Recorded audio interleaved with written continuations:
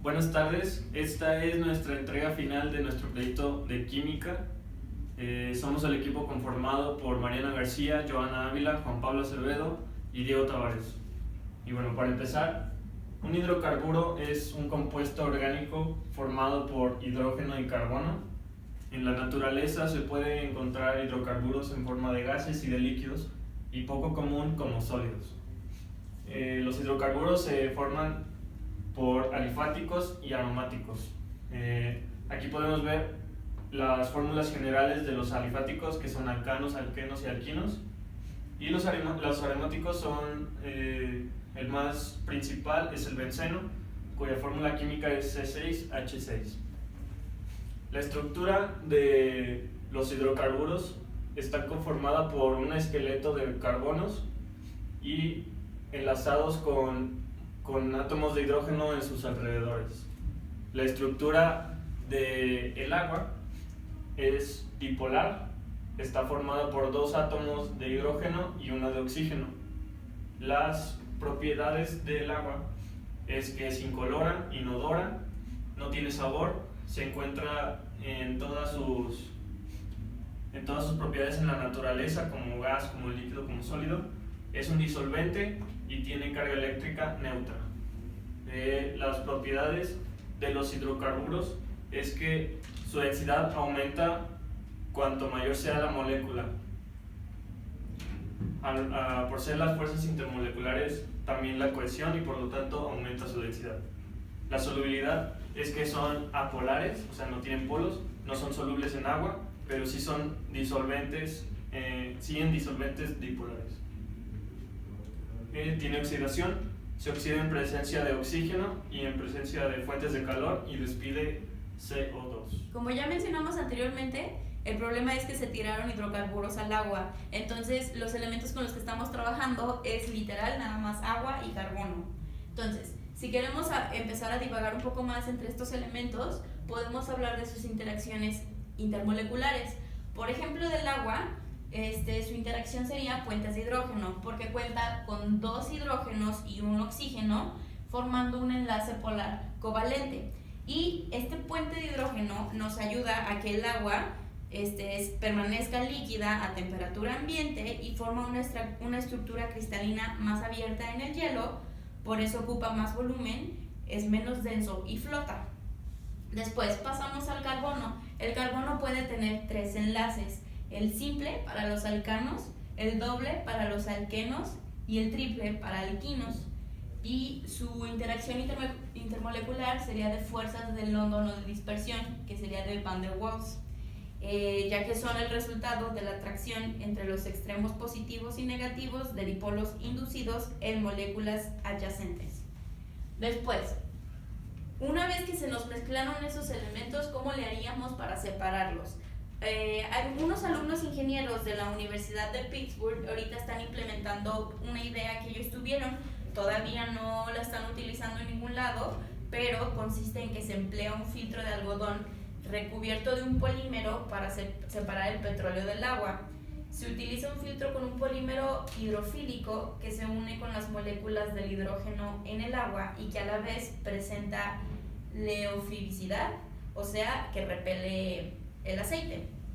Una vez que sumerges ese algodón, se seca en un horno o al aire libre, y todo esto supervisado por el ingeniero Digao, que es profesor del Departamento de Ingeniería Química y de Petróleo de la Facultad de Ingeniería de la Universidad de Pittsburgh.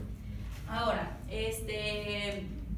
otros métodos que se estuvieron utilizando pues fueron las técnicas ya sea de quemado o de dispersión química, pero ninguna de las dos son fiables, porque si tú quemas el petróleo, pues está bien, estarías quitando los hidrocarburos del agua, pero estarías contaminando el ecosistema. Y la dispersión química, pues realmente solo estarías descomponiendo los hidrocarburos en partículas más pequeñas, entonces no estarías limpiando nada. Así que lo que se está utilizando ahorita son esponjas de arcilla y plástico que extrae el petróleo del agua contaminada. Es un tipo de aerogel compuesto por arcilla mezclada con un polímero y agua, y luego se liofiliza la mezcla y el aire llena las aperturas que quedan tras la pérdida del agua. Como la absorción es un fenómeno físico, no hay reacción química entre la esponja y el petróleo, y es por eso que se está utilizando esto porque no está causando más daños a la atmósfera como el simple hecho del el hidrocarburo en el agua. El tema de cualquier derrame sobre cualquier cuerpo de agua siempre ha sido una noticia devastadora. La contaminación que se crea es de alto impacto para el ecosistema. Hay un daño en las tierras que hay alrededor, en los cultivos, en la calidad del agua para consumo humano, en la fauna silvestre, en la flora e incluso en el ganado. El hecho de que la gente se preocupe y ayude, o al contrario no lo haga, es donde se comienza a separar la educación y prioridades que cada uno de nosotros tenemos. Es bien sabido que si no se pone al planeta primero antes que todo, se comenzará a degradar de forma más rápida. Durante la investigación de este proyecto descubrimos que ingenieros y científicos están desarrollando nuevas ideas para limpiar cualquier contaminación del agua, y eso nos alegra. Todo se lo debemos a los conocimientos e innovaciones creadas por el humano, y esperemos que este tipo de accidentes o inconsciencias se erradiquen totalmente. Todos contamos con derecho a tener agua limpia y a tener un medio ambiente sano. Y si hablamos del agua que llega a cada una de nuestras casas para beber o para ser usada en la limpieza, todos opinamos que sí se ha respetado, todos tenemos agua limpia.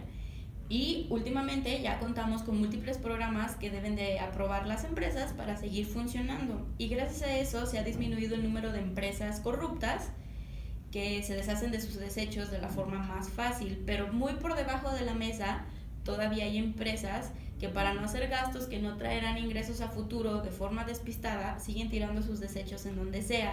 Así que totalmente no se han respetado estos derechos.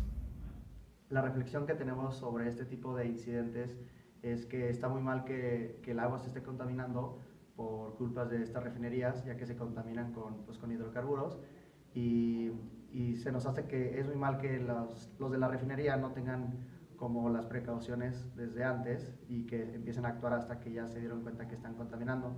También no se nos hace muy bien que la refinería no está haciendo mucho de su parte, ya que los que quieren hacer los estudios en el agua son los residentes de las comunidades rurales que están ahí alrededor de la refinería, y también el departamento que hace esos estudios tampoco no había hecho los estudios antes, y es por eso que se sigue contaminando el agua. Entonces creemos que eso debería cambiar y tomar las precauciones desde antes.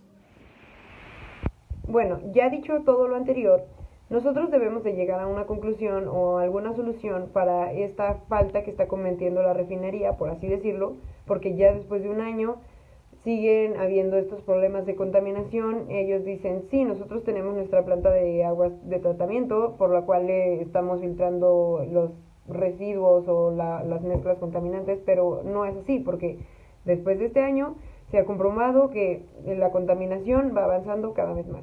Entonces, puede que sí tengan su planta de agua de tratamiento de sus residuos, pero ¿qué pasa? Puede que no lleven el tratamiento adecuado, porque para las mezclas complejas, los líquidos se pueden hacer en la evaporación al vacío.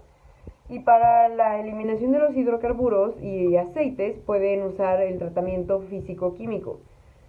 Con esta forma se podrían de alguna forma ya eliminar estos residuos, pero siguen habiendo. Entonces encontramos otra solución. La instalación de pozos, de uno o más pozos dependiendo los metros cúbicos de contaminación por hidrocarburos que estén en Nuevo León por la refinería. Entonces, ¿cómo sería esto?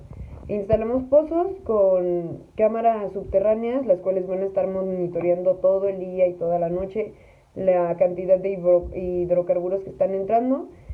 Y bueno, así podemos ya tener como un mejor entendimiento o la magnitud del daño que se está presentando. Ya teniendo en cuenta la presencia de hidrocarburos que tenemos, entonces, por medio de bombas muy baratas relativamente, se analizaría que ya se sabe que por cada litro de hidrocarburos se contamina aproximadamente 1 metro cúbico de agua. Entonces, dependiendo de los litros de hidrocarburo que tengamos, que lo sabremos gracias al pozo, podremos determinar cuántos metros cúbicos de agua tendremos que drenar de esta sustancia.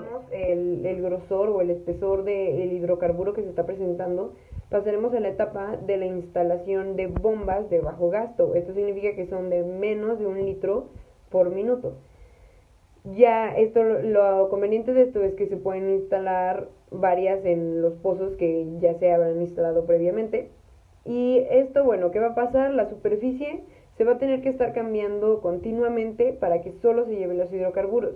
Lo relevante de esta técnica es que, bueno, no se tiene que instalar una bomba de extracción de agua que genere un cono de abatimiento. Ya después que se instalaron estos pozos con las bombas, necesitamos la parte también de la refinería, en la parte en la que se compromete a realizar estudios de la calidad del agua que está saliendo por estos pozos. ¿Por qué? Porque puede que no se esté filtrando los hidrocarburos de la mejor forma, puede que haga algún detallito que tenemos que apretar, o puede que de la nada falle algo. Entonces, sí necesitaríamos estos informes. También necesitamos que se comprometan a que implementen un sistema de monitoreo ambiental a través del cual se informe al estado ambiental y toda la población tenga acceso a que ya se está haciendo algo para solucionar esta problemática. Y básicamente es eso, no es nada del otro mundo, no es nada que no se haya probado antes. De hecho, ahora que estuvimos investigando, encontramos estas soluciones fundamentadas que se ha presentado en otros casos parecidos y que han tenido mucho éxito, por lo cual necesitamos ahora sí que pura dedicación y también participación por parte de la refinería. Gracias.